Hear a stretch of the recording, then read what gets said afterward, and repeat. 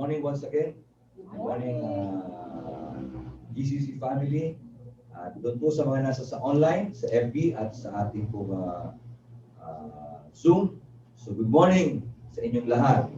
At maging po doon sa YouTube, ito po yung ating i-upload. Kung hindi man mamaya, ay bukas. Upload po natin. Ang nais ko pong ibahagi sa inyo ay about the basic facts of life. Yung mga katotohanan o mga pangunahing katotohanan sa ating buhay. So, siyempre lalo na po sa panahon na ito na patuloy ang pandemic, almost 11 months na, maging 11 months na, no? At this coming February, simula nung mag-lockdown. Actually, mahigit na pong 1 year ang coronavirus o ang COVID-19. Nagsimula ito ayon sa World Health Organization at sa ating pong kasaysayan ay sinasabing nagsimula sa Wuhan, China. Ito ay kumalat sa mga karatig bansa papunta ng Europa hanggang sa ating Amerika hanggang nakarating din po sa ating bansa. Ano pa ang mga ibang mga bansa katulad ng Korea, ng mga UK ay isa sa pinaka-pangunahin agad na nagkaroon ng madaming mga infected or nahawahan at hanggang sa ating bansa. At last year, March 15 or 17, ay nag-declare ng total lockdown ang buong Pilipinas para malabanan natin ang COVID-19. At mula noon, hindi po nalingid sa lahat, maging ang mga mananampalataya, ang mga simbahan ay napasara. No? At doon nagsimula ang mga, hindi naman kaagad, pero siyempre, dahil tayo naman po ay hindi naman ganun kadami, so hindi naging mahirap para sa atin ang magkaroon ng online service. Kaagad tayong gumawa ng isang platform, at ito po ay sa magitan ng FB Live, bago pa tayo nagkaroon ng Zoom. Nakita natin, gumagamit tayo ng mga messenger. Sa kabila ng may mga service na ganito, ay hindi lamang COVID ang nakabahala sa buong mundo. Maging ang mga depresyon at ang tinatawag na mga krisis sa iba. Siyempre, apektado po ang ekonomiya, apektado ang lahat ng pagawaan, apektado ang mga company. Marami nagsara, marami nawalan ng trabaho, marami ang pansamantala na stop. Nangailangan po ang bawat pamahalaan na sila ay magbigay ng amelioration or ang tinatawag na ayuda sa kanilang mga mamamayan. Bagamat hindi ito sapat ay nagpapasalamat tayo dahil hindi naman po nagpabaya ang ating mga LGUs at ginawa naman niya lahat ng kanilang kakayanan. Meron nga lang pong sagana, meron namang maliit lang yung kanilang kakayanan. Depende, siyempre ito, siyempre may mga mayor, may mga governor, lahat ng mga mayor na talagang very creative sila, no? Alam nila kung paano nila papakainin at tutulungan at alalayan ang kanilang mamamayan. Meron naman pong siguro dahil sa hanggang doon lang ang kakayanan ay limited lamang ang kanilang nagagawa. Pero ganun pa man, ay pagpasalamat natin sa Panginoon dahil kahit tayo mga mananampalataya, tayo ay marami sa atin din ay nabiyayaan. Ano? At hindi man tayo lahat nakatanggap, ang Diyos ay hindi nagpabaya sa buhay ng bawat isa.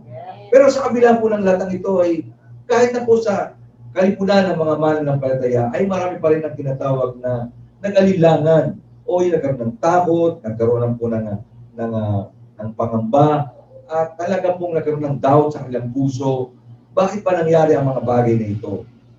Bakit nangyayari ang mga matitinding mga pagsubok na ito? Hindi lang naman pandemya kundi yung epekto nito, yung kawalan ng trabaho, siyempre, nagbago ang maraming bagay.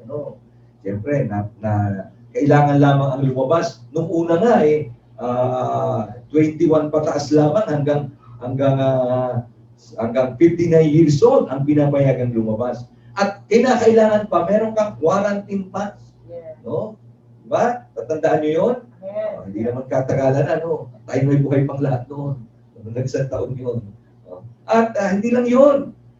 Pwede ka lang lumabas kung ikaw ay mayroong bagay na kailangan na talagang mahalaga o tinatawag na necessity o importante.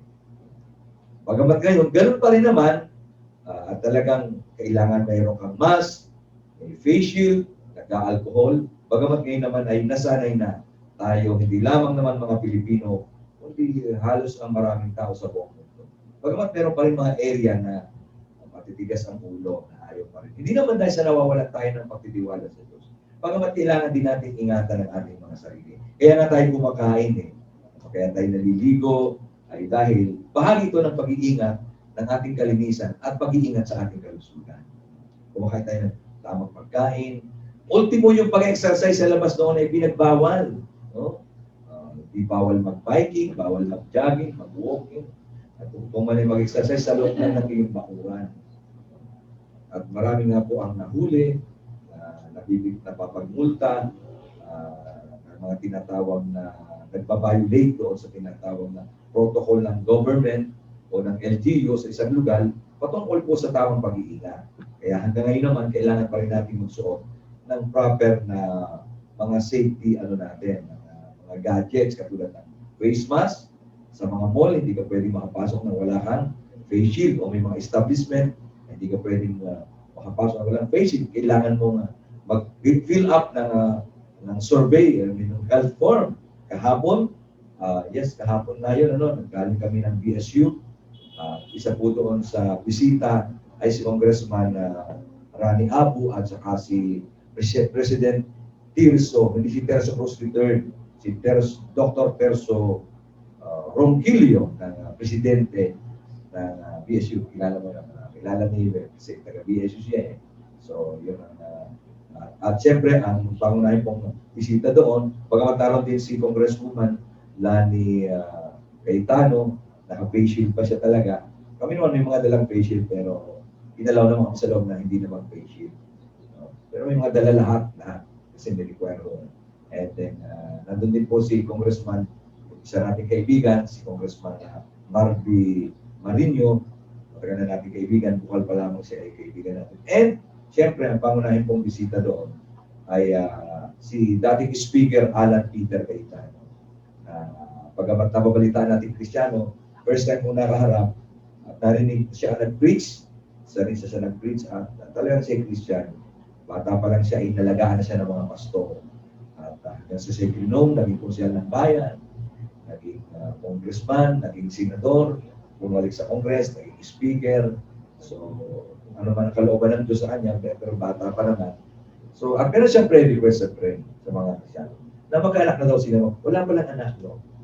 Ikismis ako sila, wala pa pala sila. Yun ang kanyang pre-request. Silang dalawa ni Congresswoman Lani. At sila po ay napaka ano niya. Talagang Christian siya, no? Christian siya. Alam nyo, gusto ko lang po i-share bilang karagdagang information. Alam nyo pa sa lugar ng Taguig. Sa lugar po ng Taguig ay ito po ay wala doong tinatawag na ito makikitos.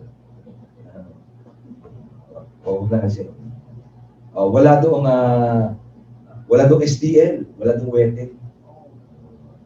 Doon ang mga hotel, hindi ka pwede mag-check-in ng mga 3 hours lamang at kailangan talaga yung mag-asawa na kung may kasama ka, opposite sex. Ganun po sa Taguig. So, bagamat siya hindi magdan, alam niyo naman po sa politika pag pumasok kayo, pwedeng siraan kayo, kay totoo, kay hindi. Ay, siyempre, labanan yan. Sa politika, pinag-uusapan dyan kung sino yung merong winability, winable, kung sino yung may pera. Pero, as much as possible, ay sinika po ni Speaker Alan Peter. Hanggang naman makikita natin na maging totoo siya at maging transparent siya sa lahat ng kanyang ginagawa. Although pinagbibintangan sila ng mga magaling daw sa tungkulin, hindi daw sumusunod. Pero alam naman natin na because of pandemic, kaya nagkaroon ng adjustment, kaya yung paghahatian nila although hindi naman natin sinisisi si Speaker Velasco ngayon, ay nag-request siya upang matapos ang budget. At dahil ang usapan na may katapusan pa ng October, pero alam naman natin, first week pa naman October ay gusto ng palitan. But anyway, at isa sa sinisisi sa kanya yung, ito sa akin lang naman, sinisisi sa kanya yung bakit dalawa silang mag-asawa ay magkaiba pa ng distrito. Alam nyo, pag kayo po ay mayroong desire at talagang alam ninyo na kayo Kristiyano at patuwid ang inyong gustong pamamahala. Kung maaari nga lang, lahat ng bansa ay katulad nila ang mamahala, ano? Maaari nga lang, ano? Kaya lang, siyempre, meron namang sinusunod tayong batas na saan ka lamang pwedeng kumandidato. Ay kung maaari nga lang kung may mga raise up na ganong klase ng mga leader, hindi dahil sa siya kapatiran natin, hindi dahil sa siya Christian, kailangan natin po ng mga matutuwid. Sapagkat naniniwala ako na kapag matuwid, at yun ang sinabi ng Biblia, at yun ang ay pinapaniwalaan, na kapag matuwid ang namamahala sa isang bayan, ay masaya ang mga mamamayan. Pero kapag ang namumuno ay kurap, namumuno ay hindi maayos, walang creativity, walang tamang connection sa Diyos, wala sa katwiran, ay nalulungkot ang mga tao. At kahit hindi Kristiyano, apektado ka rin kung doon ka naniniwala. Kaya ipanalangin natin, hindi lang po katulad ni Speaker Alan Peter Cayetano. Kung hindi man sa ngayon, makapag-raise up tayo sa ating mga church, no? Na mga susunod na mga leader ng ating, hindi lamang po leader sa loob ng simbahan, kundi leader sa lipunan, na kaya nila na manindigan sa katotohanan at ipamuhay ang katwiran ng Diyos. Amen? So, bagamat hindi naman siya nangampanya, wala naman siya nabanggit kung anong kanyang plano, pero nakakahamon na makakita lang isang leader na bagamat naroon ang kanyang ibang kasama congressman, wala, diretsuhan siya magsalita. Kung ano yung katotohanan. Wala siyang pinangingilangan. And let us continue to pray sa mga ganong kampi. Para hindi naman po si Congressman Alan. Nandiyan po sina Senator Manny Pacquiao, nandiyan din naman sina Senator Gatchalian, Joey Villanueva. Sila po ay mga righteous people dahil sila ay may Panginoon sa kanilang buhay. At marami pa namang ibang mga senador. Hindi ba natin nabanggit lahat. So, di naman natin sinisisi yung iba. No, we don't touch them. But let us pray for our leaders. Kasi ang sabi ng Biblia, ipanalangin nyo ang mga namumuno. Mga emperador, lahat. Hindi naman sinabi, ipanalangin nyo ang mga Kristiyano namumuno kundi lahat ng namumuno. Lahat. Kay Kristiyano yan, kay hindi. Kay man lang pala hindi. Kay matuwid yan, hindi. Kay kurap yan o hindi. Ipanalangin pa rin natin. Yun ang ating tungkulin. Amen? Okay. Yes. At dahil nga po sa ganong pangyayari, sa pandemic, sa mga iba-ibang pangyayari, ay sobrang nabahala ang maraming tao. Kahit na ang mga mananampalataya. Ang ibang mananampalataya, pumasok na yung tinatawag na pag-aalinlangan sa Diyos. At ito po isa sa mga pangkaraniwang katotohanan na maging ilang mga mananampalataya ay nawalan yung kanilang apoy ng paglilingkod dahil po sa mga pinagdadaanan mga kahirapan. Sa totoo lang po, I'm sorry to tell you, meron pa nga pong mga lingkod ng Diyos o pastor sa Kamaynilaan o Nagkakamali, ay dalawa nag-suicide dahil po sa depresyon. Kung sabihin, hindi lang ang lugar na ikaw ay dati ay malalim o ikaw ay spiritual, dati ay ikaw ay siguradong magiging matatag. Kailangan nga po natin ng patuloy na tayo maging konektado sa Espiritu ng Panginoon. Sa iglesia, hindi dahil sa wala na pong mga pagtitipon ng ibang mga church ay tayo ay magpapabayaan na sa ating pananampalataya. And thanks God na ginagamit ng Diyos. Sapagkat kung ito'y nangyari noong mga 20 years ago, abay medyo mahirap nung hindi pa uso masyado hindi pa lahat ng tao ay mayroong cellphone, hindi pa lahat ng tao ay naka-access sa internet. So, at least ngayon, kahit tayo nasa sa bahay, ay nakapagpupuri, nakasasamba, pa rin tayo ng sama-sama, sabay-sabay, at nakapag-aaralan ng salita ng Diyos. Because of digital platform. Ano? So, yun po yung kaibahan. So, may panahon po talaga na dumarating yung crisis. No? Hindi lamang naman yung pandemya. Naranasan natin yung mga recession, crisis sa pananalapi, krisis sa maraming bagay. At ngayon naman, because of pandemic, apektado ang lahat. Nagkaroon ng krisis pananalapi, dumarating ito, at hindi lamang ito pang buong mundo, minsan ito dumarating din sa ating mga individual na tahanan. Nagkaroon tayo ng problema sa pananalapi. Minsan hindi natin malaman kung saan tayo kukuha. Nagkaroon ka ng mga sakit karamdaman, hindi mo alam, wala ka na namang maibenta, naubos na si kalabaw, naubos sa lupa. Minsan ang ating mga mahal sa buhay, nasasangkot sa mga kaso. No? At yan ay kahit na tayo man ng palagay ay nangyayari. Hindi accepted. Kahit nga ako mga pastor, ay hindi accepted. Kahapon nga lamang, ay meron isang pastor na lumapit sa akin na hindi naman siya pastor yung kanyang dilapit, pero kanyang miyembro sa church. At ito ay dati na sumuko, at dati na itong nagbalik loob, pero ni-rape pa rin, Yan.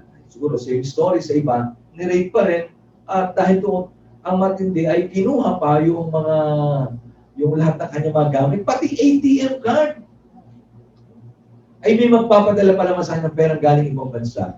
Ay ang ATM, ang grabe pa nito, kinuha pa pati PIN. Siyempre, namumroblema yung pastor dahil membro niya, ay humingi siya ng tulong. So sabi ko na lang, meron tayong chairman doon sa bayan ngayon, at dati naman siyang member ng PNP, retired colonel, ay baka naman po pwede ka matulungan sa ganang mga bagay. So, nato pa yung tinatawag ng mga bigla at kamatayan ng ating mga nasa buhay. Kanina lamang nakabasa ako sa FB ng isang taong nag-post dahil ang kanya daw kamay. Kaya nagpapacheck away para maging physically fit dahil malakas naman. Pero hindi naman nalalam na natuklasan na meron pala bukol yung lapay. Pero wala namang naramdaman. Kaya sinadjust para ikaw maging physically fit, ay ipa-opera natin ang huwag na nung magkaproblema.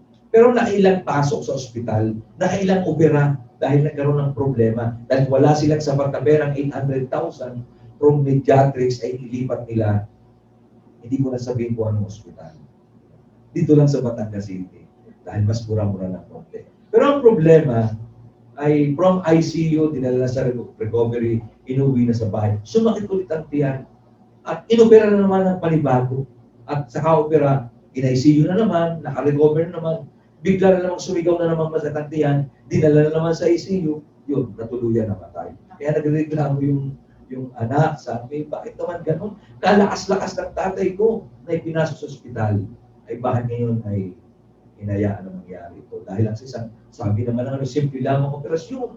At sinabi ng doktor, nung unang bukahin ang kanyang tiyan, nung makarecover ay okay na. Bakit? So, yun ang nangyari. So, hindi natin minsan kayang sagutin, hindi natin pwede sabihin na may pagkukulang ang medisina, may pagkukulang ang mga doktor o ano man. Pero may mga nangyayari na minsan ang tawag doon ay dahil sa ito ay pinapahintulot ng Panginoon. Madalas kapag ang inaasahan natin o ang ating mga hinihiling o sa bagay na ating inaasahan sa Diyos o hinihiling natin, minsan hindi natin kaagad natatanggap. Ito ay nagdadagdag sa atin ng panghihina. Ito ay nagdadagdag ng question, na sa halip na tayo ay nagbibigay ng kalakasan, kahit na ikaw ay leader, pero naisip mo, dapat ako dinadalaw ni pastor, dapat ako ay pinapalakas. Minsan natin naisip na yung pastor ay tao din, kasi nga, kaya nga may pastor din na naghihina. May pastor din po umaalis sa paglilingkod. Hindi dahil sa nawala na siya ng tithes and offering ang church, kundi dahil sa talagang nanghina na dahil sa mga pangyayari. Maraming Dito pa lamang sa Batangas, there are 17 pastors and pastors' wife ang namatay sa iba-ibang kadahilanan. Atake sa puso, merong sa COVID, merong COVID ang nakatala, pero hindi ko sigurado kung COVID nga. Meron naman yung mga dati nilang sakit ay nag-trigger dahil po ng mga pangyayari. Alam naman natin ngayon, kapag ikay dinala sa ospital, kay COVID, kay hindi, isoswab-test ka. At hindi natin alam bakit bisan lahat ng sinoswab-test, kahit na wala kang COVID, biglang naging COVID. So, hindi ko alam kung nahahawa ba ito, o baka yung nagturong ka may COVID, so biro lang. Hindi naman natin sinisisi ang ating gobyerno. Pasalamat tayo, meron tayong mga frontliner. Nandiyan ang mga nurses, nandiyan ang mga doctors, nandiyan ang mga katrabaho sa mga hospital, naging po naman sa mga grocery, sa bangko, sa ating local government, sa ating barangay. Pasalamat tayo, may mga volunteers. Meron po. Yung iba diyan, hindi naman sweldo. Ang iba, wala nang bayad Pero nagbo-volunteer pa rin sila para sama-sama nating labanan ng COVID. Pero sa kabila noon, nandun pa rin yung depresyon, nandun pa rin yung pag-alinlangan, nandun pa rin yung mga bagay na hindi natin maiwasan mangyari. Na ang tawag doon ay yun ang facts of life. That's the basic facts of life. Yan yung mga pangunahing katotohanan na nangyayari sa buhay. Kaya may pandemic o wala, dumarating ang pag-alinlangan at nagsisimula ang mga tao magtanong. Eh kung ang Diyos ay mabuti, bakit nangyayari ang mga bagay nito? Ako naman ay mananampalataya, nabubuhay ako sa katwiran. Pero bakit nangyayari pa rin ang masamang bagay sa katulad kong matuwid na tao? Sometimes we ask the question, when bad things happen to good people, and even the righteous one, katulad ni Job, siya'y matuwid. Halos nga, magamat siya'y tao pa rin, may kapintasan, pero matuwid sa panahong iyon, wala nang iba pang tao matuwid na nabubuhay maliban kay Job. Pero nangyari pa rin. Hindi lamang siya nagkasakit, hindi lamang nagkasugat. Namatay pa ang mga anak, iniwan pa ng asawa, nawala pa lahat ng kanyang ari-arian. Pero kaya nga lang natakot si Job. Pero kailanman ay, bagamat gusto ni Job questionin ng Diyos, pero nagpatuloy siya na kumapit sa Panginoon. Amen. So, may mga pagkakataon na maaari nating pabayaan na minsan hindi natin nababantayan at naikompromiso natin ang ating pananampalataya at nagdadala pa ito sa atin upang mawala yung apoy natin sa ating puso ng paglilingkod. Nawawala yung sigla na dating masigla ka, na halos yung gabi gusto mong gawing araw, no?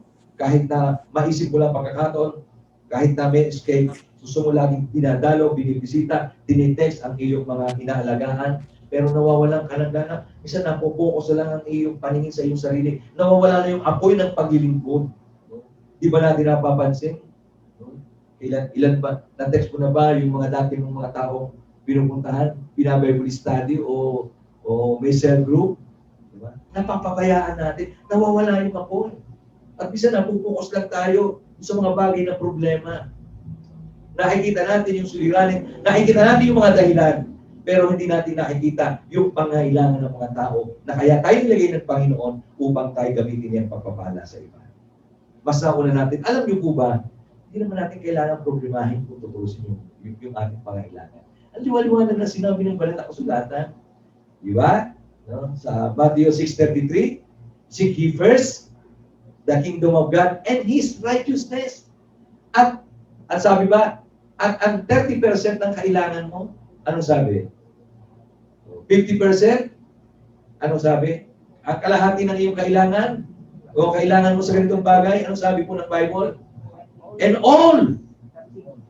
Kakainin mo, dadamitin mo, ipambabayad mo sa bill, lahat ng kailangan mo, kapag inuna mo, ginawa mo, pinapagawa ng Diyos, idadagdag sa iyo. Amen. Pero kapag ang pinilit natin at itinunan natin nating paningin sa mga bagay nating kailangan, lalo tayo nagkukulang.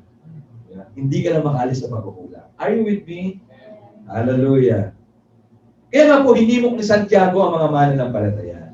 Doon sa Santiago chapter 1, verse 2, mga kapatid, magala kayo sa tuwing dumaranas kayo ng pagsubok. Yung pala dapat natin gawin bilang Kristiyano, dapat tayong magala kung ano man pagsubok. Siyempre, sasabihin ng iba pa, kung yata ito mga born again ito. Okay, sasabihin pa ka ng pastor na yun. Pero hindi naman ako may sabi. Si Santiago, ano?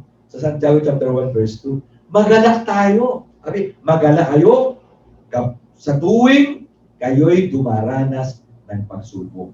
When you experience or you have trials in your life. The Bible said, when o tuwing daranas ng pagsubok. Sino po sa inyong nakararanas ng pagsubok? Magsimula na kayo magala. Hallelujah! Hallelujah! Sabi mo sa iyong katabi, pero sigurado may mas ka, ha? Magsimula ka ng magala.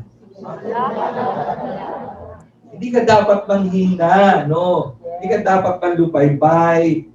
Yung mga tao na dapat binigay sa inyo ng Panginoon, lahat naman tayo, meron tayong mga responsibility. Mga kapatid, yung youth, meron din, yung mga children, yung iba sa inyo, self-group leader. So, huwag yung pababayaan na i-contact sila, tawagan, i-chat. I-chat tayo. No? At alam nyo, doon yung makikita lalo ang kapangyarihan ng Diyos. Noong panahon nga, kahit po pastor, may pangailangan din. Ang pastor may kumakain din ang pamilya ng pastor. Ano? May babayaran din bill. At kung paano ho nawala ng income and charge, siyempre, pag wala income and charge, wala rin hong support ang pastor. For 2 months, sabi ko sa inyo totoo, there are 40,000 pesos po more than bagamat hindi natin sinasabi utang yun ng church sa akin. Pero pagkain na namin yun sa loob ng 2 buwan o higit pa, pambayad na sa bill, no? Pero nawala yun, pero ang Diyos hindi nagpabaya. Hindi nagpabaya ang Panginoon. Alam mo naman, wala ka namang mahinga ng tulong sa kapatid dahil pare-pareho tayo naka-lockdown, pare-pareho walang trabaho. Pero napakabuti ng Diyos, everything ay inihahanda ng Panginoon. Before ng lockdown, kahit na sabing bago nila dineclare na huwag mo na daw ituloy ang paluwagan, eksakto akong sasahod, pinasahod ako sa paluwagan. O nakasahod ako na mahigit na 20,000, o di, meron akong 20,000 gastusin namin kahit walang income. Tapos, meron pa po mga blessing na dumarating. May mga iba pa mga blessing na dumarating. So, ang Diyos hindi nagpapabaya. So, hindi naman po ibig sabihin tayo lahat sumali sa iba-iba ang kaparaanan ng Diyos. So, ang Diyos mayroong paraan. No? Mayroong paraan ng Panginoon. So, ginamit ni Santiago yung salitang tuwing nang ibig sabihin ay nangangulugan ito ng pagsubok ay bahagi na ng buhay natin. Ibig sabihin, kaya sinabi niyang magalak tayo, ibig sabihin, manatili tayong tapat sa Diyos sa kabila ng mga maraming pagsubok at hamon sa buhay. Hello? Manatili tayong tapat. Ibig sabihin, tapat, ginagampanan pa rin natin ang ating tungkulin bilang mananampalataya. Ano man ang mangyari? Ang aking ama nung namatay, ako'y nag-preach. Siyempre, minsan, kahit nga Christian, dapat ika si brother, di pa rin ako pastor. Dapat ika hindi siya nag-preach. Dapat ika sila ang inaalil. Ano nung masama kung ikay may kakayanan, ikaw pa ang nag-aalil sa mga tao. Tapos, sabi naman ng mga non-Christian, mga kapag-anak ko, ba't ika yung si Marcelo, patay kanya amay, pag bidabarating na ito, ay nakangiti pa. Ayan na naman ito eh. So, kasi, ang alaman ko, lahat naman ng tao namamatay. Noon pa lamang, alaman ko, lahat ng tao ay namamatay. Lahat ng tao ay harap sa Diyos. At kaya ako nakangingiti, dahil sa ako, gusto kong ibalita sa lahat ng tao dumarating, ngayon ang aking amay namatay na naglilingkod sa Panginoon. Bakit ko isipin naman lagi yung aking kamatay na wala na? Lahat ng tayo nawawala sa mundo. Hanggang ngayon ay hindi ko kinakaya na aking ama namatay sa batang edad. Pero namatay siyang naglilingkod sa Diyos. Actually, nung siya'y ma-stroke ay habang siya'y nangangaral. Sabi naman ng isa naming kapitbahay, abay, ang mga born again pala namamatay din. This is a fact of life. No? Maraming tao ang hindi naniniwala na ang masamang bagay ay maaari din mangyari kahit pa ikaw ay mananampalataya. Minsan kasi, dahil doon po sa mga maling katuruan na ilalagay na pag ginaging born again, everything will be well, no? Lahat ay maging maayos. At hindi po pinangako ng Diyos na kapag ikinakakilala sa Kanya, habang ikinalo sa lupa, hindi niya sinabing hindi ka na magkakaroon ng problema. Habang tayo natin sa lupa, hindi natin pwedeng takasan ang aking mga isi-share sa inyo. Ito ay nangyayari at nangyayari. Iba-iba lang yung level, no?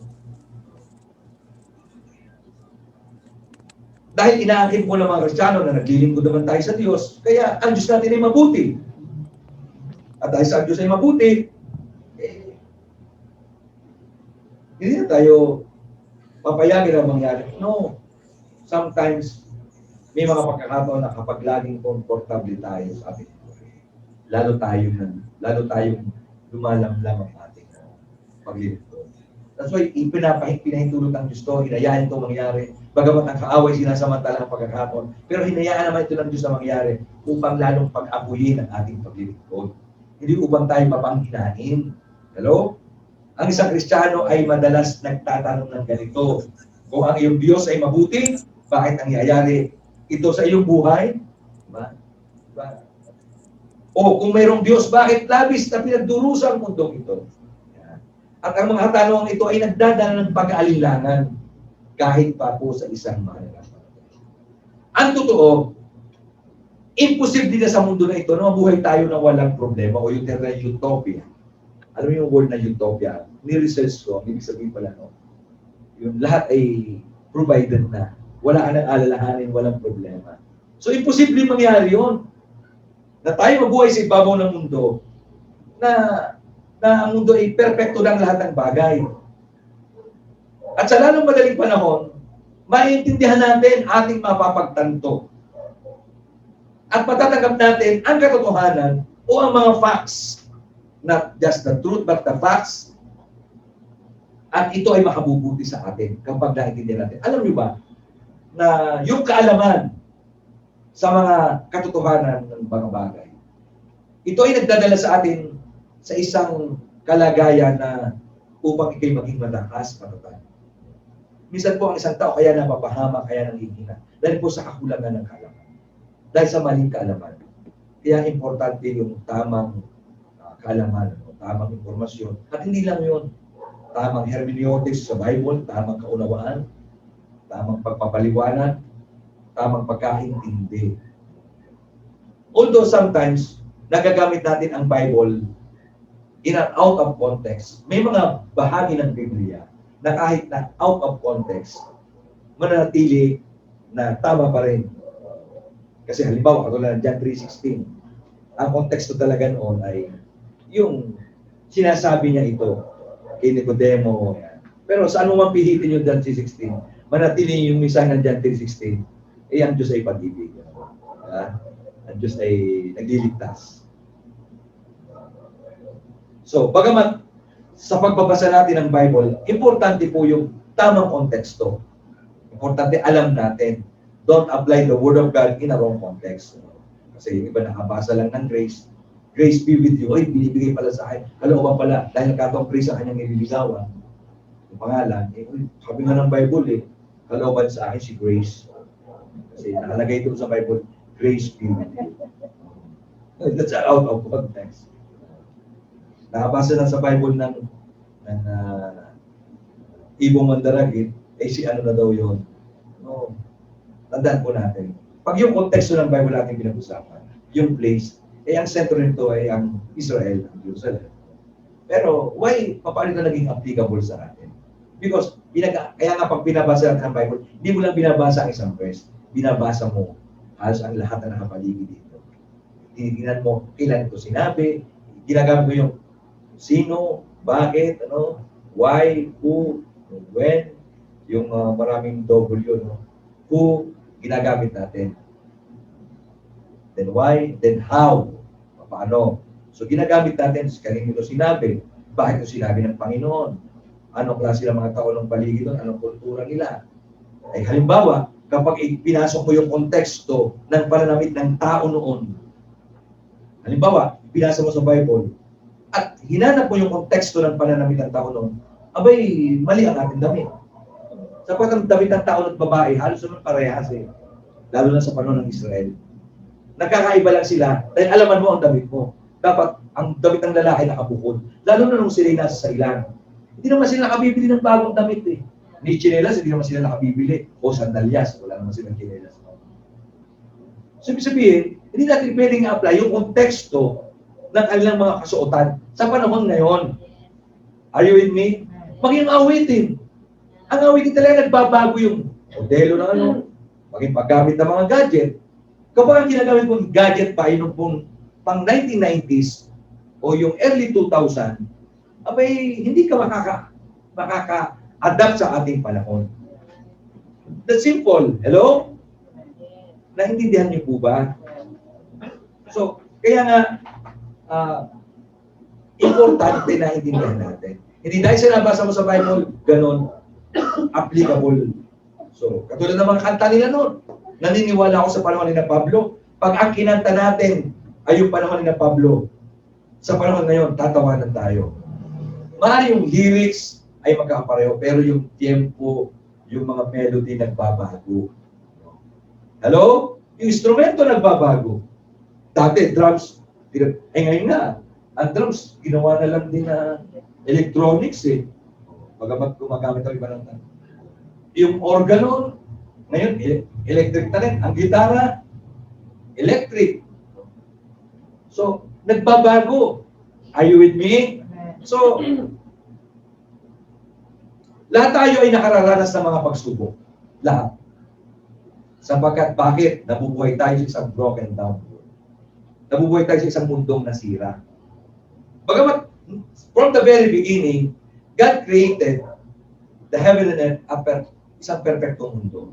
But because of Adam's sin, Adam and Eve, nung sila magkasala, naibigay nila, nalipat kay Satanas ang pamamahala at pumasok na ang kasalanan sa buong salibutan, pati ang kamatayan.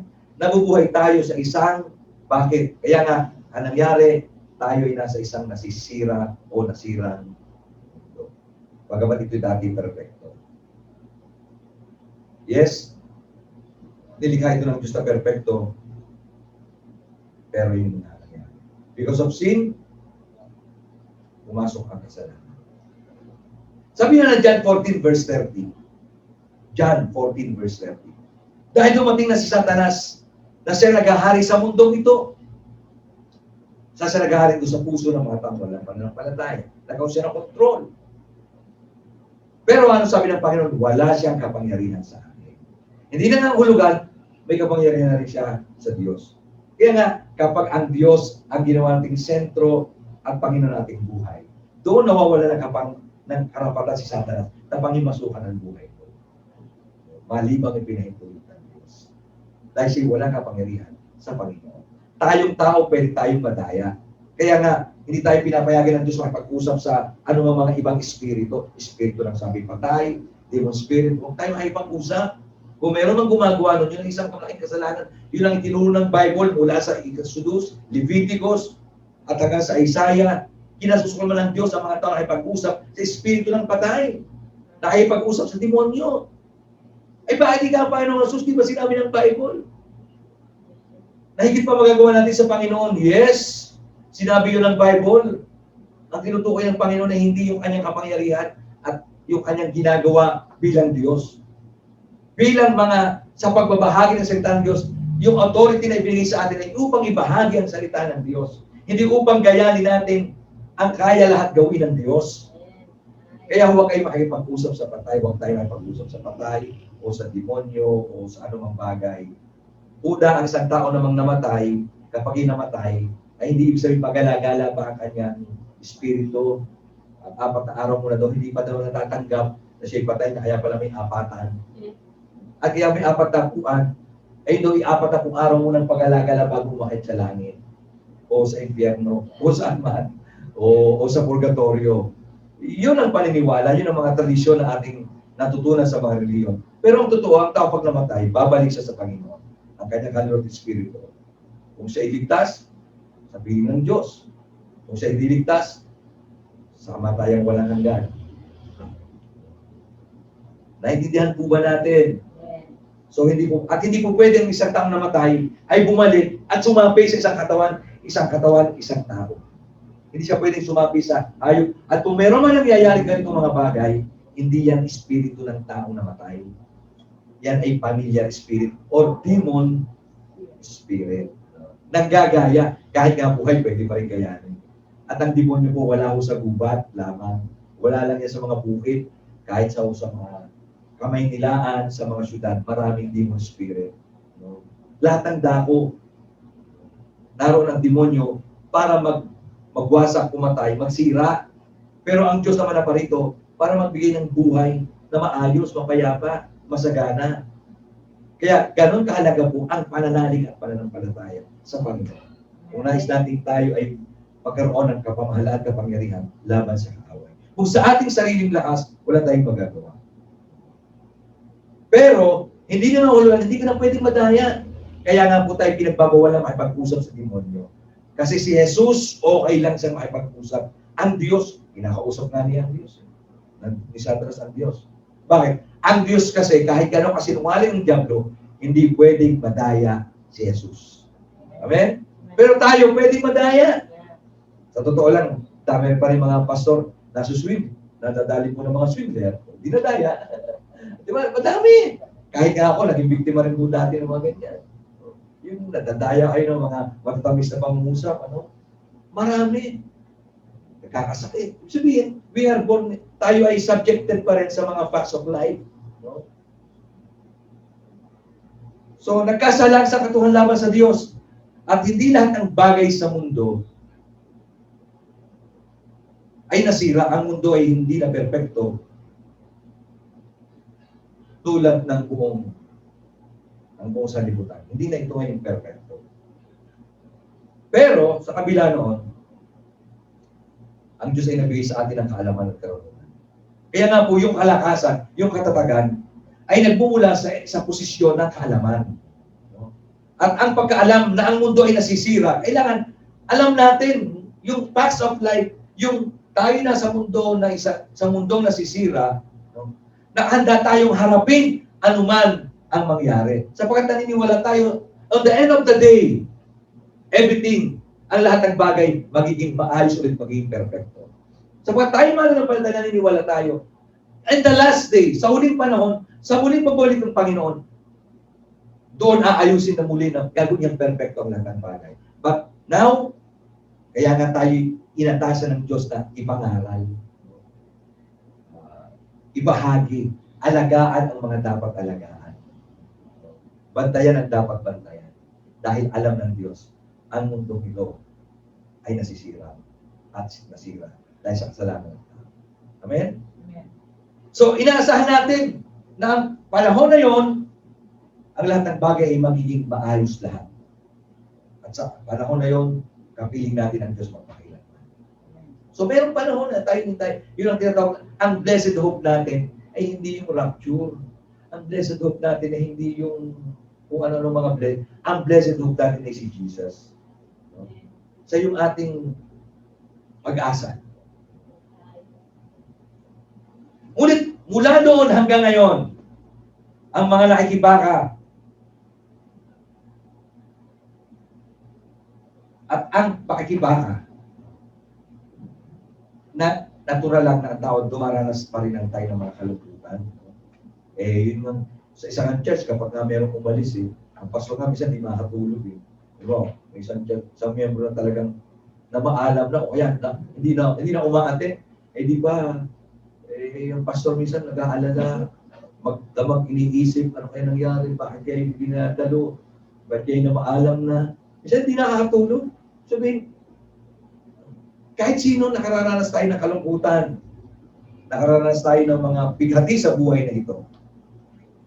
At minsan, yun ang masamang balita. Hindi natin pwedeng taasan yung mga ganong bagay. Yung pahibaka, kalungkutan, bighati. That's the bad news. Kasi hindi mo makayang iwasan yun. Pero, this is the good news. Ito naman ang good news. Sa kabila ng lahat ng mga pagdurusa, bighati na maaari natin maranasan, hindi kailanman kailangan mawala ang ating kagalakan sa Panginoon. Amen? Amen. Kahit pa anong bighati, kahit anong kalungkutan, pwede ka pa rin may kagalakan sa Diyos. Kung yung mga ate ko rita, talagang labis ang bighati nung unang araw namatay ang kanyang anak. Last week yun, birthday ko pa naman, namatay ang kanyang anak. Kung pumunta ko ng hapon doon, kami, kasama ko yung mga kabataan, ay grabe talaga, halos hindi ko siya makausap ng normal. Ito, sobra. Hindi ko kaya intindihin kung anong kanyang at hindi natin naintindihan kung anong nararamdaman ng isang ina. Na hindi lang ordinaryo namatay ang anak, isa pang tragic na pangyayari. Talagang matinding trahedya. Talagang, kumbaga sa karumaldumal na karanasan. Bagamat hindi na naman nalaman nung namatay. Kasi, split second, maaaring malagutan sa nanginina. Isipin mo balat na lang sa lega naghahawid. Bukod na ang leeg sa katawan.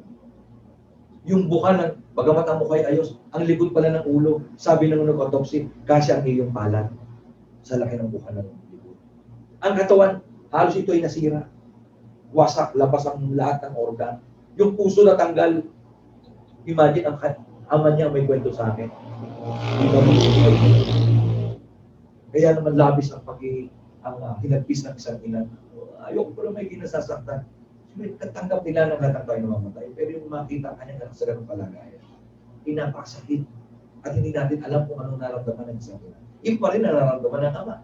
Iba rin nararamdaman ng mga kapatid. Iba rin nararamdaman ng mga pinsan. Iba rin nararamdaman namin katulad namin kamag-anak. At lahat tayo nakakinala sa kanya. Lahat tayo nabigla. Iba rin ang ating nararamdaman. Diba? Hindi natin alam. Pero sa kabila ng lahat ng yon, after ilang days, nung araw ng libing, nung ako'y dumaan nung Monday pa lang, nangyari Saturday, Monday ako'y nado doon, inabukasan kasi yung libing, Tuesday. Nakangingiti na yung aking pinsan. Nakangingiti. Lagi siya nakangiti. Praise God. Sapagkat yun ang hiniling ng kanyang asawa. Pastor, pwede ba magawain tayo, di mag-pray natin? Hindi niya sinabi ang kanyang sarili. Ang una niya sinabi na si Purita Hika ay makayanan. Ako ikaw pinipili kong kayanin. Hindi makita mo talagang. Doon ako sa mag-asawa loob ang nakakabang. Yung namatay na yun eh. Kapatid, doon sa mag-asawa, mga magulang yun. Pero nung nakita ko ng Monday, nakangingiti na siya. Masaya na siya. Tumawag siya sila. Kumusta si? Nakausap ko. Sabi ko, narito ako. Kasi baka mag-alala dahil ako alas 6 pa ng umaga umalis. Alas 8 na wala pa ako sa bahay. Kasi dumaan ako doon. Alas 8 ng gabi.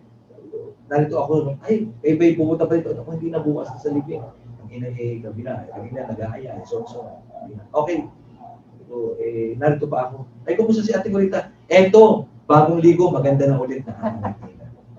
So, that's a miracle. Alam naman natin, meron ng isang taon na naging. Pero, yung ganun kabilis, yung makita mo na isang tao, nakangingiti sa kabila ng bighati, ang Diyos lang ang nagagawa. Amen? Hello? At nakita mo yung pamilya, ang mailibing, nakita ko pa sa video sila, nagsasayaw si Dodo ka pa nasayaw. So, bakit na sa Dodo? Galing ba na ni Dodo sumayaw eh? Ano ka ba ni Pong Rivera? Galing siya budot. Tsaka ni Duterte. Masayaw. At natuwa ako. Alam ko, hindi madali ang kanilang pinagdaanan. At hanggang ngayon, pag naiisip ko, nalulungkot pa rin ako eh. Pero, hindi na pwede natin maranasan ang kagalakang bigay ng Panginoon.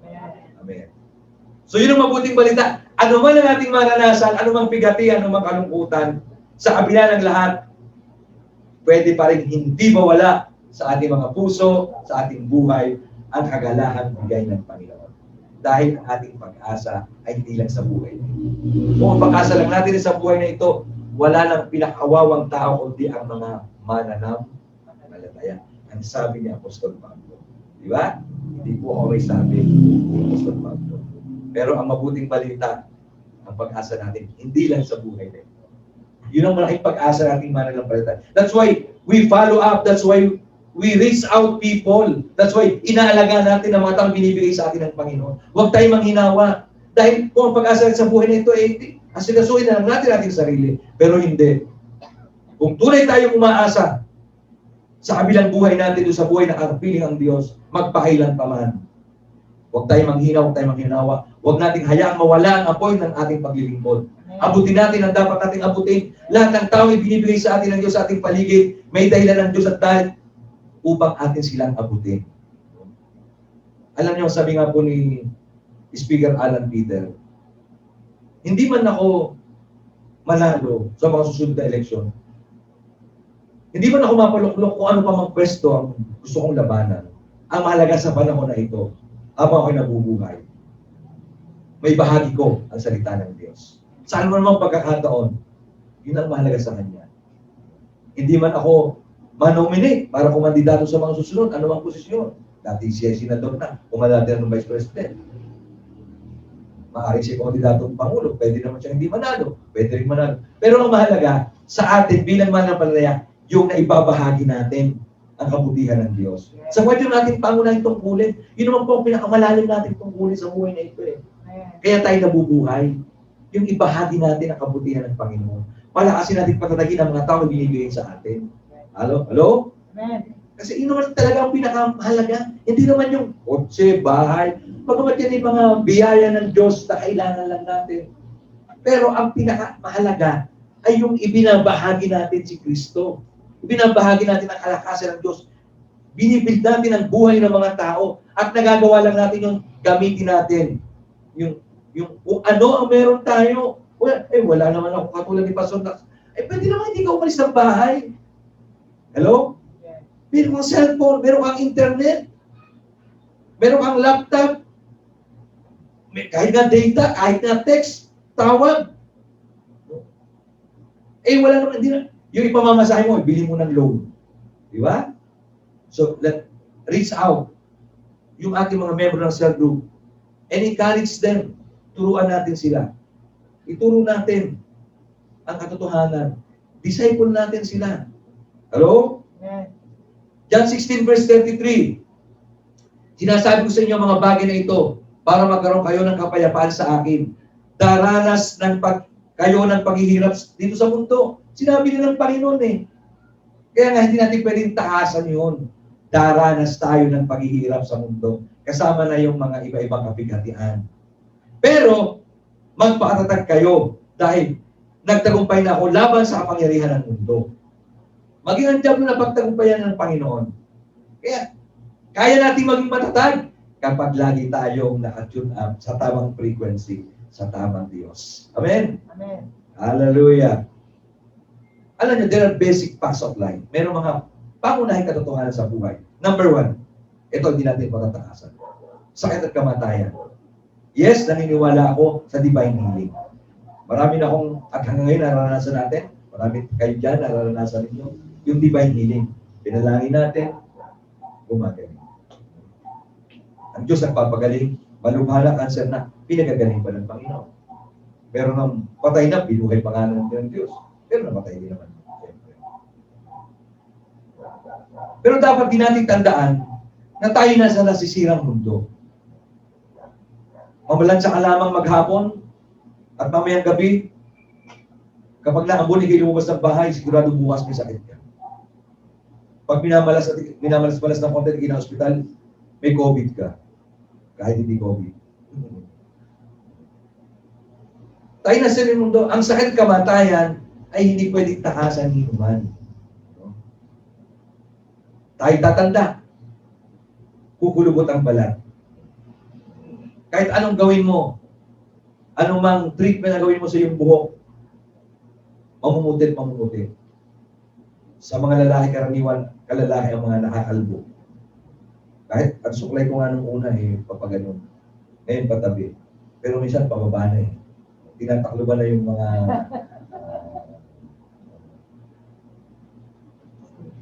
ang ating katawang lupa ay hindi natin kayang pigilan ng pagtanda. Hindi natin kayang pigilan.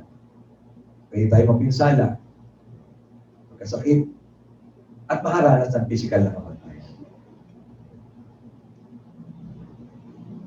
Maging ang mga tao sa Bible, mababasa natin ito sa Bible. Maging ang mga taong anointed, katulad din na Elias, Epaphroditus, Timoteo, sila man ay mga nagkasakit din. Sila yung mga anointed man. Anointed sila. Hello? They are chosen. Sila yung mga pinili, inilan, lingkod ng Diyos, anointed. Pero sila man ay nagkaroon din ng karamdaman. Hindi sila nakatakas sa kalagayan ng mundo. Si Pablo, nakaranas sa persecute, ang mga apostol lalo nung una. Pero sa kabila ng anumang kahirapan lang ginagawa, kahit nga sila yung nakabilanggo, hindi pa rin sila pipigilan. Nagte-text pa rin sila.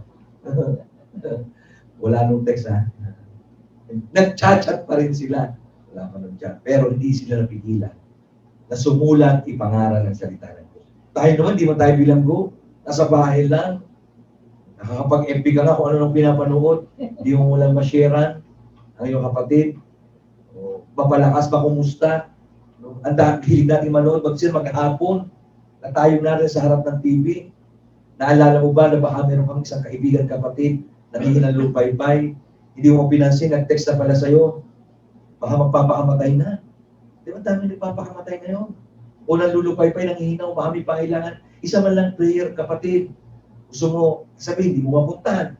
Pag-pray kita. Malaking bagay yun. Malaman nila na may nalalangin para sa kanila. Nagagawa ba natin yun? Okay, kung hindi, gawin natin ito. Gawin natin. I-reach out natin ang mga tao. Mas madali ngayon. Nung aking kapanahunan, bago ka makapag-share, pumunta sa bahay-bahay. May nagtanong nga kahapon, sabi ni Alan Peter, sino sa inyo ang nadalaw na ang inyong barangay ang lahat ng halos ng bahay? Halos, dalawa lang yata kami tumaas. Nung panahon yun, abay, kaya ko sabihin na dalaw ko ang lahat ng bahay. Hanggang dito nga sila ng kawayan. Noon, bibigyan ng trust, Talagang kasi tumutuloy pa sa pag pinapatuloy, tumutuloy. Ano, ama kasi masipag yan eh. Talagang ginamay. At pag binababalitaan kami nung namamatay, eh, kahit na kami pupunta, kahit na hindi ka ano-ano, siyempre iba nun ang galawan eh. Pero ngayon, hindi mo naman kailangan talagang lalo pandemic. No? Pero time will come. We have a program na inaayos pa lang at sa taon na ito, we can reach out at hindi sila tatanggi kapag sila ito kapag-ibote sa kanilang bahay. Lalo pa pag may dala kang ayuda. Hindi ka tatanggihan. At ito ay mangyayari dito sa ating church. Yes. Gagawin natin ito. So, ito ay pagkakataon upang abutin natin ang lahat ng tao sa ating paligid. Hindi natin kailangan lumayo ng ibang bansa para magmisyon. Ang misyon ay nasa ating lang paligid. Minsan nga, meron na tayong mga tao inaalagaan, hindi pa natin inaayos. Abutin natin sila. Sa mga may cell group, abutin natin sila. Ito ang ating pinakamalalim na tungkulin. Higit pa ito sa anumang bagay. Yes, kailangan natin ng magtrabaho, pakainin ang ating sambahayan, pero higit pa doon, may mas malalim tayong tungkulin.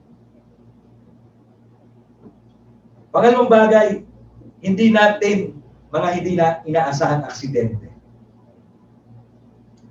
Madalas nakababalita tayo ng mga namamatay sa aksidente, trahedya, car accident, yan, vehicular accident, katulad nga po nangyari kay Abe. Even kilala niyo ba si Dr. Miles Monroe? O narinig niyo?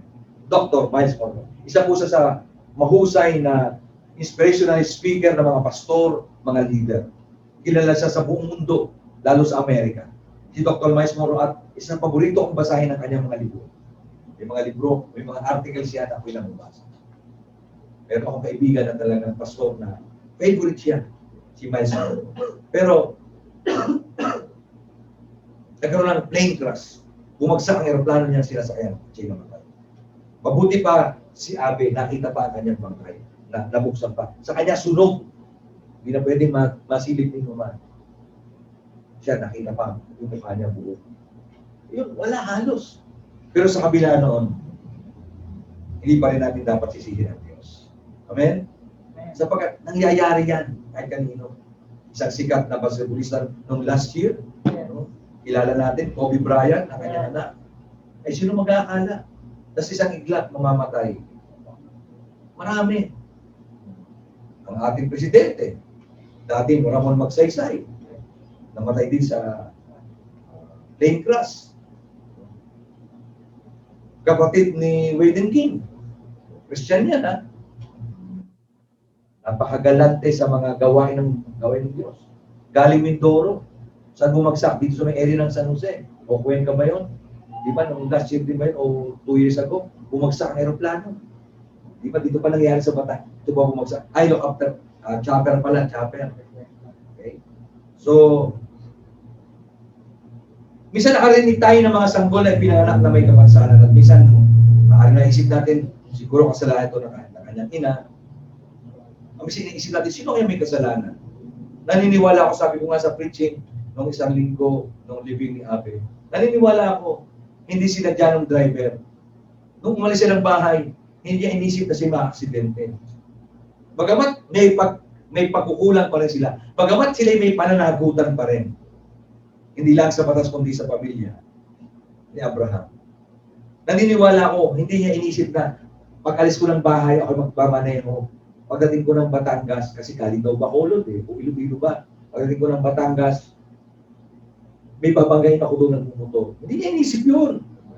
Aksidente. Hindi ka, pero kahit pa yun ay si Jesus, nung siya'y mamatay, talagang pinaplanuhan yun. Sinadya. Pero pinahintulot pa rin ang Diyos. Kailangan kasi mangyari. Minsan kasi kailangan mangyari isang bagay para mas maintindihan natin ang mas mahalagang bagay at mas makabubuti para sa atin. Natapos ang takbuhan ni Abe, pero tayo nabubuhay. Ang kanyang pamilya tayo. Hindi pa tayo natatapos. Amen? Isipin natin kung ano naramdaman ng isang ina ng kanyang anak ay ipinanak na may kapansanan. Di ba maisip na, oh, sino masisin? Baka hindi dahil sa kasalanan ko, ganito, ganito. But,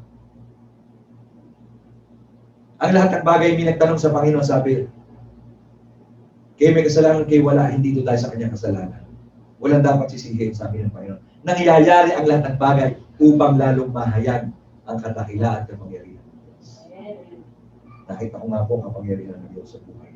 Sa kanila noon ng gabi. Alam niyo naman po sa ating kulturang Pilipino, sa ibang bansa, makikita mo kahit sa pelikula, living, ilang puti lang, kahit pag gano'ng kakilalang tao, maliban lang mga presidente na namamatay. Pero pag yung mga, kahit mayaman yan, di ba kamag-anak lang, ang makikita mo doon sa service sa puntod. Kahit sa pelikula, konti lang. Sa Pilipinas, iba, sa Pilipino, pandemic pa yan, pero nagiging reunion. Kasi sakalang naman dumarating ang mga kamag-anak, dalawa lang bagay. Kapag namatay at ang isa yung ikinasal. Pero pinakamaraming narating pag namatay. Doon lang dumarating. Katulad nabanggit ko, doon din bumabait. Napakabait pa naman yan. Nabubuhay. Ito, napakagaling makisama, napakabait. Ito, nabubuhay ako. Lahat. Lahat ang namamatay, ba't biglang nabait, Bisa nga, kahit drug lord, sa kabila nun, mabait yan, mabait. Kahit nga drug lord na namatay, biglang bumabait pa rin. Ay ko yung mga namatay na drug lord, yung mga nagpopos. Ay ko yung mga si Dasera, no? Imagine, paano magiging mabait na bata yun? Bagong taon? Kapiling ay barkada? No? Di naman natin mahal ang Diyos ang mga homosexual, pero imagine ha, natutun siya. Siya pa nanghahalik sa mga, alam na niyang ang puso ay binabae. Nanghahalik pa. Tapos sabihin ng magulang, mabait ang aking anak. Minsan kaya kung gusto niyong bumait, pag namatay. Katulad noon, suwail na anak, ang bait ng mamatay. Tapos hanggang ngayon, pinagpipestahan pa rin ng media. See? Dapat natin mapagtanto, lalo na tayong mga mananampalataya, na habang kinikilala natin ang sovereignty ng ating Diyos o kapangyarihan ng Diyos, may ilang mga bagay na hindi naman dapat lagi nating gawing super spiritual ang pangunawa.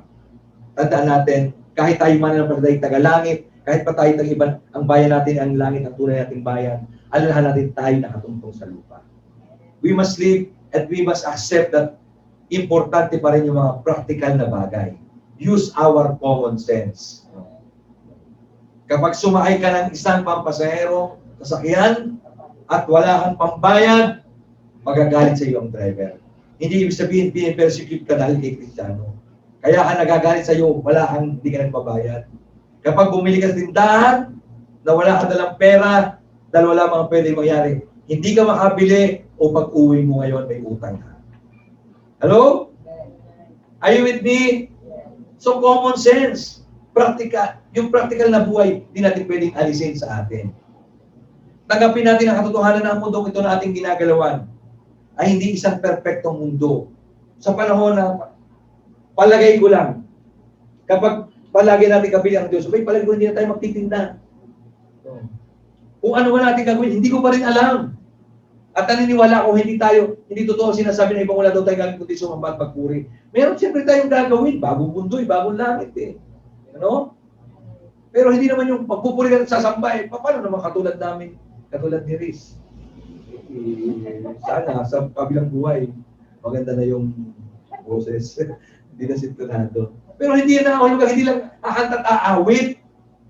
Hindi naman totoo yung, wala tayong gagawin kayo ngayon pa lamang ikaw, magpuri ka sa Panginoon, sa bilang buhay, wala kang gagawin kundi magpuri, sumamba. Pero hindi naman. Naniniwala ako, hindi. Hindi naman. May gagawin. Ang tanong, hindi ko nga lang alam. Ano bang itsura ng langit, Pastor? Hindi ko na alam, hindi mo ako nakararating. Ang alaman ko lang, yung pakiramdam ng nasa langit. Kasi kung ano yung kasama mong Panginoon, yun. Yung alaman mo, hindi ka pababayaan. Yung alaman mo, ano man ang mangyari. Wala nang sakit, wala. Ang alam ko lang doon, wala nang sakit, wala nang karamdaman, wala nang pagdurusa. Yun ang maliwanag, sinabi ng Bible. Di ba? Sa aklat ng Revelation. Hello? Hallelujah.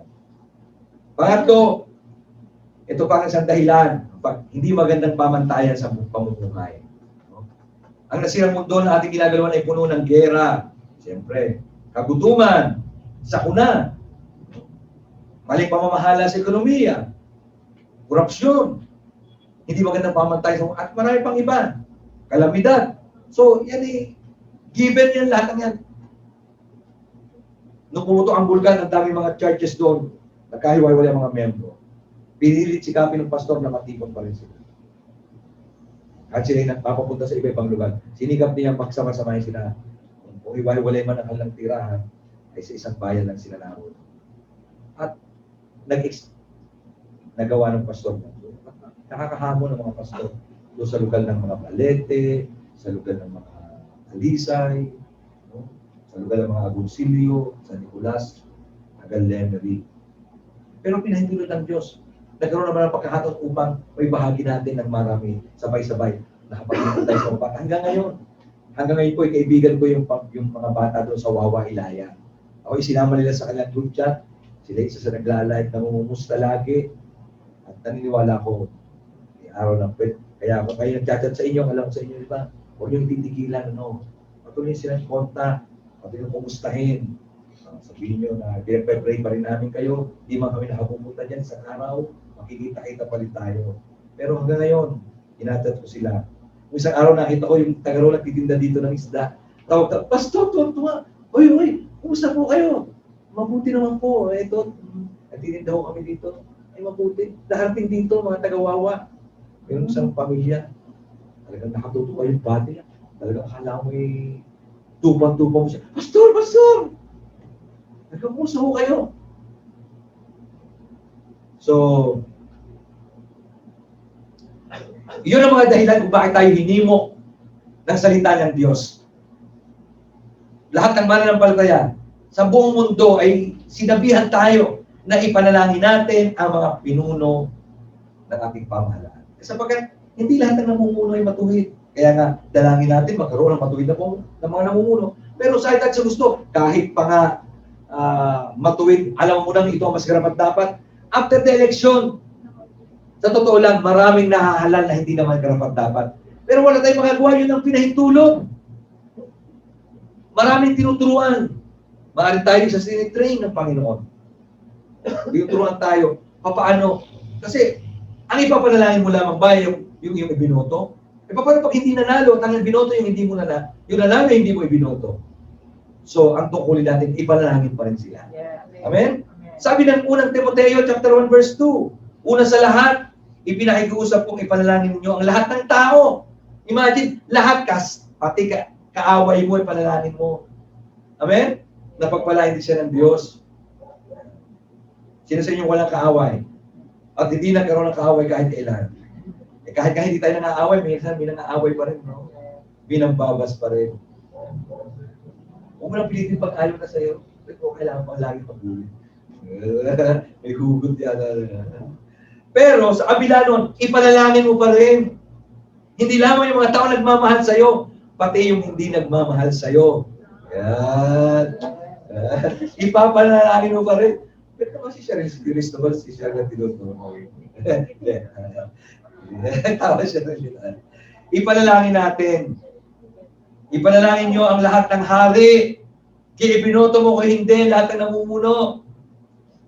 Mga may kapangyarihan. Mabuti man o masamang pulis, ipanalangin mo pa rin. Bakit? Upang tayo makapamuhay ng tahimik, mapayapa, may kabanalan at tamang pag-uugali. Yung pala tamang pag-uugali ng mananampalataya. Yung kahit na nangaaway sa iyo, kahit sila hindi mabuti, ipanalangin pa rin silang pagpalain. Amen?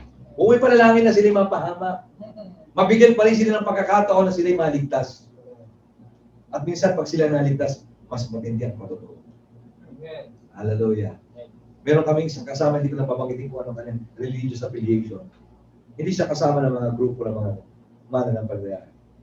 Naroon ako sa isang training ng mga gabay ng barangay noong Monday after makipag-meeting kay Mayor Larry Alindo ng Lemery. Ay nag-training kami ng hapon. Hindi ko alam na meron pa kami training na ititrain ng mga tao. At meron doon isang tao, iba kailang religious affiliation. At siya nagtanong-tanong. Kapit the story short, sabi niya, gusto ko ipalam sa inyo, hindi ko alam kung ako makukwalify pa. Ako ay mamamaalam na sa aking religion. Ha? Bakit naman? Ako pwede pa bang maglingkod pa rin sa Panginoon? gusto ko maglingkod sa pamagitan mo ng upara, sabi niya. Eh, bakit ano? Kasi gusto ko na humagpasto. Nakilala mo ang Panginoon ng Bukusan. Wow! Sa miracle, imagine ha, dahilan po sa mga programang yan, nag-join sila. Ngayon, dahil nakalubinin niya lagi ay mga pastor, mga Kristiyano, nahawaan siya, nakakilala sa Panginoon. At nagsabi sa mismo ng Monday, nagpalakpakan kami lahat. Lungkot siya dahil siya daw yung mamaalam na. Pero bigla sabi niya, pero ang totoo niyan, di ako aalis na. Gusto ko rin kong magpatuloy. Gusto ko pang magpastor. Hallelujah. Hallelujah. Glory to God. So, hindi natin alam.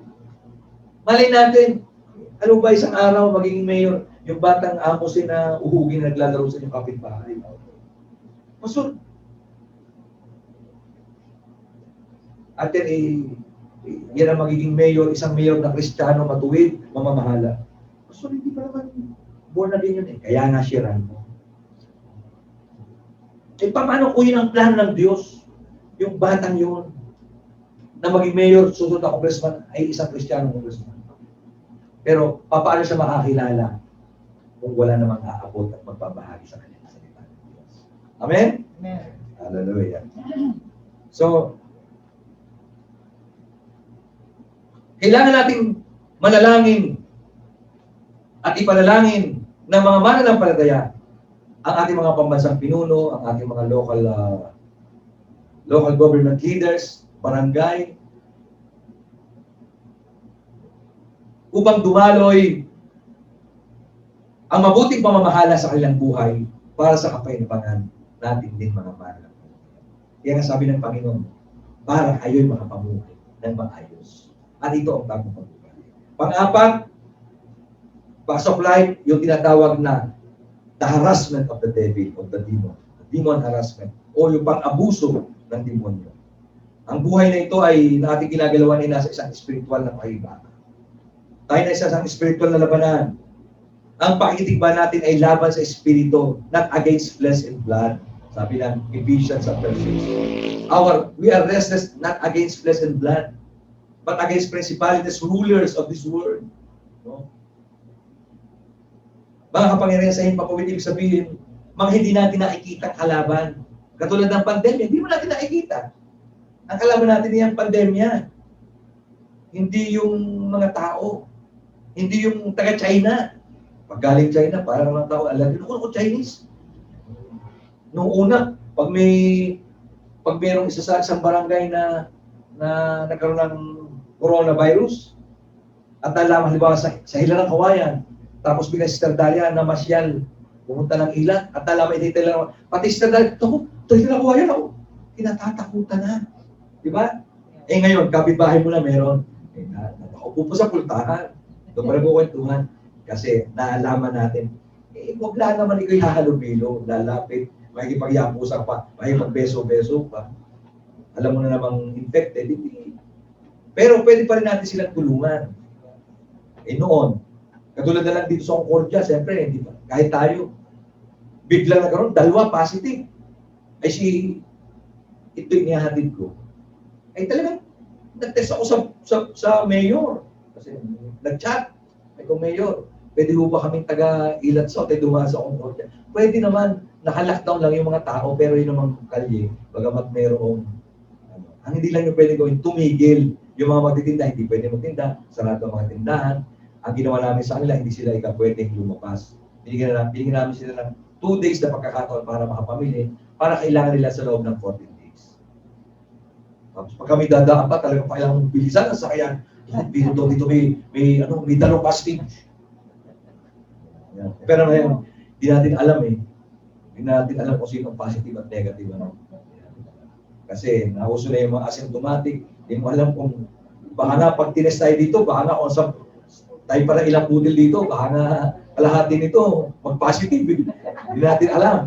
O pwede naman wala. Hopefully wala. Kasi nalaman na natin na hindi naman talaga ito agad mamamatay ka. Pero kailangan mo maging malusog, malakas ang katawan. Kaya pinagbabawalan na natin na muna pumunta yung mga medyo vulnerable, hindi ng katawan, may sakit, may papagaling, may sakit. So, bagamat, pero patuloy pa rin yung ating pag-iingat natin. Ang totoo, maraming tao ang walang muwang o ignorante sa katotohanan ng buhay. Kapag nangyayari ang masamang bagay, kaagad nasisisihan ang tao ng Diyos. Isa sisisihin kung sino hinahanap kung sino yung kasalanan. Ito'y magpapatunay na minsan ito'y kawalan ng tamang pananampalataya. O minsan, sinisisi natin dahil ito'y kasalanan. At dahil sa maling pagsisi sa Diyos, inahantong sa kawalan ng sigla sa paglilingkod sa mga mahal at nauwi pa sa pagkakasal. Kung dumadaan man tayo sa isang baku-bakong landas ng buhay, dapat nating malaman na ang Diyos ay hindi nangangahulugan na hindi niya alam ang ating mga karamdaman. Kung ikimimisa ay karamdaman, pagiging naroon sa mga online, hindi nangangahulugan na hindi pinababayaan ng Panginoon. Hindi nangangahulugan na kaya ka nangyayari ito sa iyo, pinarurusahan ka ng Diyos dahil sa iyong kasalanan. Hindi ganoon. Alam niya, at alam ng Diyos, alam niya na tayo nabubuhay sa isang nasisirang mundo. Kaya nga, sa kanyang biyaya, binigyan tayo ng kapangyarihan. Binigyan tayo ng kapangyarihan manalangin, karapatang manalangin, upang humiling, upang i-develop ang ating pananampalataya. Kasi kung tayo maging kumbinyente sa latang oras, anin pa natin ang pananampalataya. Kung lahat ng ating kailangan ay naririyan. Kung wala nang sakit karamdaman, wala nang kamatayan, wala nang sakuna, anin pa natin ang faith. Kung hindi natin kailangan ng pag-iingat, kung lagi lang tayong iingatan ng sigurado, yes, iniingatan tayo ng Diyos, pero kailangan nating manalangin, kailangan nating gamitin ang ating pananampalataya, kailangan nating maging masipag, kailangan nating gamitin ang mga bagay na pinagtiwala sa atin ng Diyos. Amen. Kaya gamitin natin ang cellphone. Yes, everything mayroong reason. Kaya nga tayo binigyan ngayon ng mga bagong gadget. Kahit yung iba sa inyo, wala tayong interest. Kaya nga doon pa lamang, hindi nyo napansin. Doon pa lamang, hindi natin kalimilimi na magkakaroon ng pandemya. Pero sabi ko sa inyo, kahit po yung may edad na, bumili kayo ng cellphone, mag-aral kayo. Yes.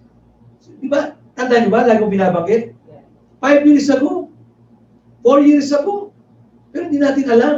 Yung pala, kailangan natin sa panahon ito. See? Minsan, kahit ako hindi ko naintindihan kung bakit ko na babanggit ang ganung mga bagay. Ang iniisip ko lamang para mag-monitor ninyo, ganito. Pero may mas mahalaga pa palang gagawin ng Diyos. Ay, anong hirap kung may palang tayo nag-aaral mag-chat? Paano ba, hindi ko malaman. Bagay, meron pa rin nga tayo hindi ko alam. Paano nga, pakikulit. Salamat namin, mga kabataan tayo, pwede sila naman ay well-versed sila sa cellphone. No? Alam nilang gagawin. Kaya patulong tayo kung di natin maintindihan. Sapagkat ito ang ginagamit ng Diyos ngayon. Talaga digital platform. Para maabot natin ang mga tao. Sinulat ni Santiago sa kanyang sulat upang hikayatin at pinapayagan ng Diyos na mangyari ang mga pagsubok upang mahubog ang ating lakas, ang ating ugali. Kung walang mahirap na sandali, hindi natin kailangan ng faith. Kung wala nang mga pagsubok, hindi natin kailangan ng faith. Wala nang huhubugin ng Diyos eh. Kaya nga, may pagsubok. Kaya may mga trials, may mga pighati. Kapag hindi natin nakikita kamay ng Diyos sa isang bagay na ating hinihingi, minsan sabi natin, Lord, pinabayaan mo ba kami? Magtiwala pa rin tayo sa kanyang puso. Amen. Hindi nangangahulugan ng Diyos, di mo nakikita ang kanyang kamay, ay pinabayaan. Hindi ka nawawala, ni minsan ay nawaglit sa puso ng Panginoon. Hallelujah. We are the core center. Tayo ang nasa sentro ng paningin ng Diyos. Ikaw, ganun ka kamahal ng Panginoon. Amen? Kahit po kayo naroon sa online, alalahanin niyo, ikaw ang sentro ng paningin ng Diyos. Kahit paano nangyayari sa buhay mo, kailanman hindi ka pinabayaan ni iniiwan ng Panginoon. Kung mapagkatiwalaan lamang natin ang Diyos sa magandang mga pangyayari sa buhay, ang ating pananampalataya ay hindi tunay. O kaya ka lang nagtitiwala, kaya ka lang masaya, kaya ka lang magpupuri, kaya ka lang sasamba. Dahil laging maganda ang nangyayari. Hindi genuine ang faith. No? Sapagkat ang pananampalataya ay pagtatiwala sa Diyos kahit hindi maganda o komportable ang ating nararanasan sa buhay na ito. Sa gitna ng mga pag-uusig, ang pananampalataya ay pagtitiwala sa Diyos na dapat manatili kahit na parang hindi natin nakukuha ang ating gusto sa Diyos. Ang totoo, ang mahalaga naman sa ating paghiling sa Panginoon ay hindi yung natatanggap natin ang ating gusto, kundi nangyayari at natatanggap natin kung ano ang gusto ng Diyos para sa atin. Amen? Hallelujah. Ginagamit ng Diyos ang lahat ng pagsubok, ang lahat ng mga pangyayari sa ating buhay upang mahubog at ma-perfect tayo. Sapagkat nais ng Diyos, mas importante sa Kanya ang ating attitude, ang ating ugali, ang ating pananampalataya. Mas importante ito sa Panginoon kaysa ating comfort. Yes, God's will na tayo ay pinagpapahinga. God's will na tayo ay pinapasagana. Kalooban ng Panginoon. Pero sa kabila noon, ay hindi natin pwedeng alisin yung mga pagsubok. Kaya masamang mga bagay nangyayari sa mabubuting tao, yan ang dahilan.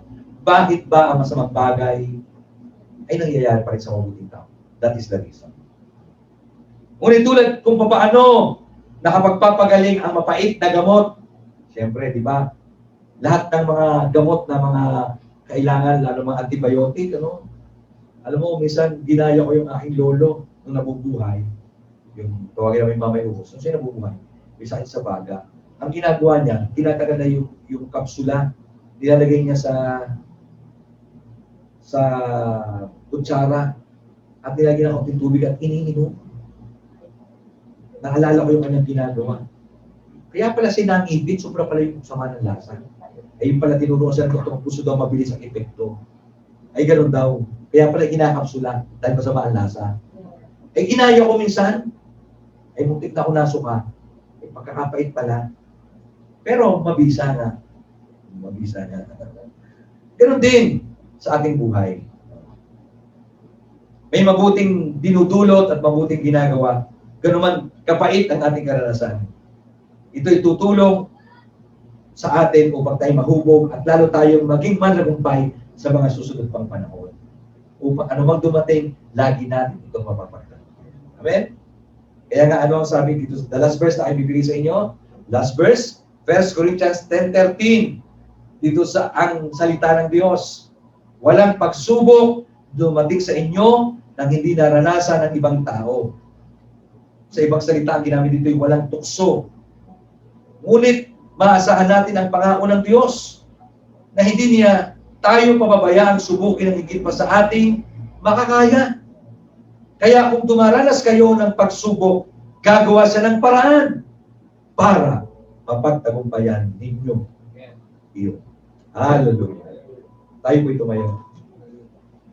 Tayo manalangin.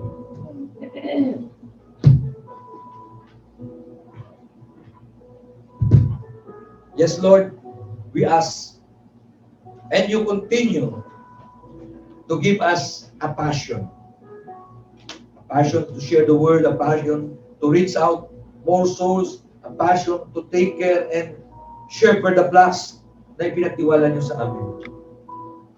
Huwag mawala ang passion na ito, Panginoon. Nabuti namin ang dapat namin abutin. Gawin namin ang dapat namin. Maglingkod kami sa iyo ng buong katapatan, buong kasipagan, buong kasigasigan, buong lakas, sapagkat ito ang nais mo, Panginoon. Salamat po sa iyong mga pangako, sa iyong mga salita. Nagbibigay sa amin ng panibagong sigla at lakas. Upang kami lalong magpatuloy, lalong mag-apoy sa paglilingkod. Yes, Lord. Walang bibitiw, walang maiiwan. And I pray, O God, that this church, Glory kay San Santiago Batangas, will raise up, O God, in a new dimension of serving, O God. A new dimension ng paglilingkod sa aming pong ginagawa, sa aming mga pagbibigay, sa pagpapagamit sa aming buhay, pagpapagamit sa aming mga talento, sa pagpapagamit sa aming mga kayamanan. Gamitin mo kami, Panginoon, upang lalo namin may propagate ang iyong kingdom, upang lalo namin may abante ang iyong kaarihan. May pahayag ang iyong mabuting balita. May pahayag ang iyong paghahari, O Diyos. Pagpalain mo po ang bawat isa, maging ang Diyos ang nasa online, YouTube, nasa Facebook, live, nasa amin po sa Zoom. I pray, O God, sa kanilang tahanan, ipararas mong iyong ibayong pagpapala. Ang himala na yung pagpapagaling, pagpapalakas. Ang iyong favor, Panginoon. At patuloy mo kaming gamitin. Gamitin mong bawat isa. Makibahagi kami sa mga programa na ibinibigay sa amin o Diyos sa church na ito, lalo na po sa huling panahon na ito. Even, Lord, in the times of pandemic, in the times of troubles, in the times of persecution and trials, walang pwedeng bumadlan, walang pwedeng pumigil sa agalakan ng aming puso sa apoy na ikaw nagbibigay upang kami gumawa at magpatuloy because we believe in the end of the days, ang lahat, Panginoon, ay matitigil. Maging pangaral ay matitigil. Ang salita mo hahanapin, subalit, Panginoon, ang mabuting balita, lahat ng bagay may hangganan. Pagkatapos ang sakit at karamdaman, ang sakuna, ang kahirapan, sa piling mo, Diyos, sa iyo, Panginoon, meron kami katiyakan ng buhay at tunay na pag-asa. Magpalay mo ni Diyos ay papalaming mga kaibigan na nakikinig para nasa nila, Panginoon, ang katotohanan ng mensahe na ito. At nakilala nila, O Diyos, ang kanilang buhay bilang kanilang Panginoon, personal na kapagligtas. Matutunan nila, O Diyos, sa magtiwala sa iyo sa oras at pagkakataon. And I pray, O God, ang iyong divine protection, ang iyong favor, O God, ang iyong highly favor, ay maranasan ng bawat isa. Lord, this we pray, O God, in Jesus' mighty name, and everybody say, Amen.